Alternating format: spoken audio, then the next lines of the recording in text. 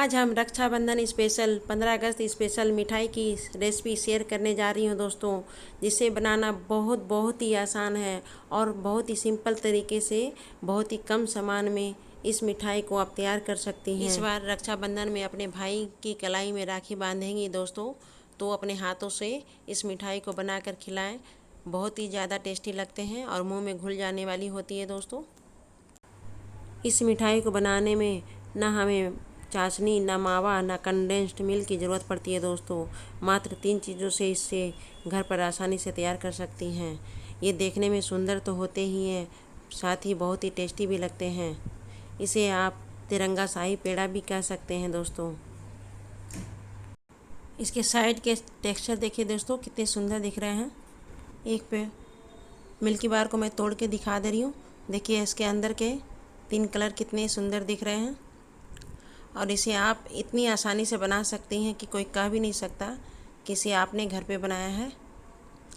और इसमें कोई भी चिमड़ाहट जैसी कुछ नहीं है, आराम से सॉफ्ट टूट जा रही है और मुंह में डालते के साथ ये घुल भी जाती हैं। यदि आप सबों को ये रेसिपी पसंद आ रही है दोस्तों, तो प्लीज़ इसे लाइक और कमेंट ज़रूर करें। हमारे YouTube चैनल में आने के बाद इस लाल सब्सक्राइब बटन को दबा दें तथा बेल आइकन भी दबा दें, ताकि हमारी नई रेसिपीज़ की जानकारी आपको मिलती रहे। तिरंगा शाही पेड़ा बनाने के लिए हमने एक भारी तले की कढ़ाई लिए हैं। उसमें हमने आधा कप चीनी डाला है। अब उसी कप से आधा कप हम घर का बॉयल किया हुआ दूध डाल देते हैं।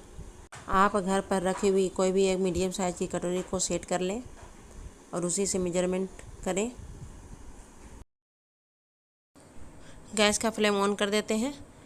फ्लेम को लो ही रखेंगे दोस्तों। अब इसमें हम 2 कप मिल्क पाउडर अमूल का हमने लिया है। आप कोई भी ब्रांड का मिल्क पाउडर यूज कर सकते हैं। अब इसे लगातार लो फ्लेम में हमें चलाते रहना है दोस्तों, ताकि इसमें कोई गुठली या लम्स ना रहे और ये एक स्मूथ डो के जैसा बनकर तैयार हो जाए। इस मिठाई को बहुत ही सिंपल तरीके से आसानी से इस मिठाई को तैयार कर सकती हैं।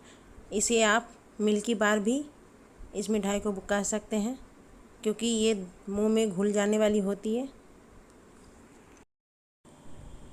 लो टू मीडियम फ्लेम में 2 से 3 मिनट चलाने के बाद अब इसमें 1 चम्मच चिकनाई के लिए देसी घी डाल देते हैं, ताकि ये पेंदे में चिपके नहीं।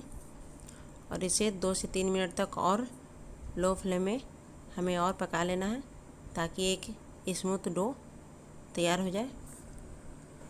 5 मिनट तक इसे लो फ्लेम में लगातार चला लेने के बाद देखिए एक डो जैसा तैयार हो गया। अब इसे एक चेक कर लेते हैं। देखिए एक छोटा सा लोई लेकर के हम हाथ में देख रहे हैं, तो ये लोई हमारा बन जा रहा है। इसका मतलब हमारा डो तैयार हो गया है। अब इस स्टेज पर गैस को बंद कर देते हैं। अब इसे एक प्लेट में निकाल लेते हैं और ठंडा होने के लिए 5 मिनट के लिए छोड़ देते हैं। मावा को ठंडा हुए 5 मिनट हो गए हैं और ये हल्का गर्म है। इस स्टेज पर हाथों में थोड़ा घी लगाकर चिकना और स्मूथ डो बना लेना है। इसे हल्के हाथों से मसलते हुए हमें चिकना और स्मूथ कर लिए हैं। अब इसकी हम 3 बराबर हिस्से में बांट लेते हैं। एक चाकू की सहायता से इसे हम कट कर लेते हैं 3 बराबर हिस्से में। देखिए हमने 3 हिस्सा कर लिया है। अब इसमें एक हिस्से में हम पीला कलर फूड कलर डाल देते हैं और इसे अच्छी तरह से मिलाते हुए इसका एक पीला डो बना लेना है। दूसरे पार्ट में भी हम 2 से 3 बूंद ग्रीन कलर खाने वाले डालकर इसे मिला लेते हैं। दूसरे हिस्से को भी हमने ग्रीन कलर डालकर देखिए एक चिकना और ग्रीन स्मूथ डो हमने बना लिया है।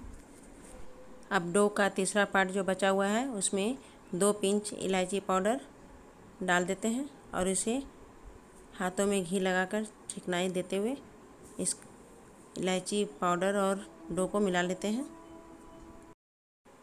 अब सेल पर देसी घी 2-3 बूंद डालकर इसे चारों तरफ से फैला देते हैं और एक बेलन को भी हम घी से चिकना कर लेते हैं। ग्रीन वाले भाग को हमें बेलन की सहायता से रोटी जैसा बेल लेना है।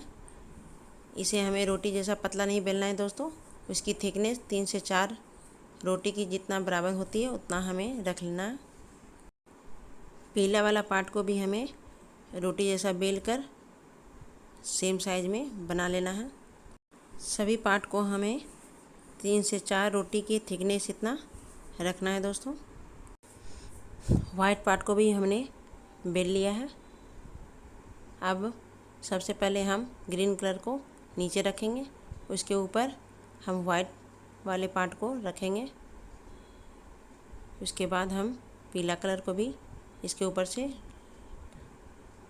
चिपका देंगे और एक बेलन की सहायता से इसे चारों तरफ से अच्छी तरह से बेलते हुए चिपका देते हैं।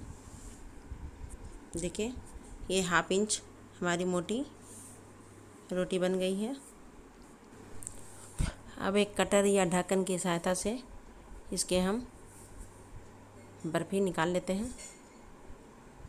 देखिए इस तरह से हमने राउंड शेप में बर्फ़ी निकाल लिए हैं।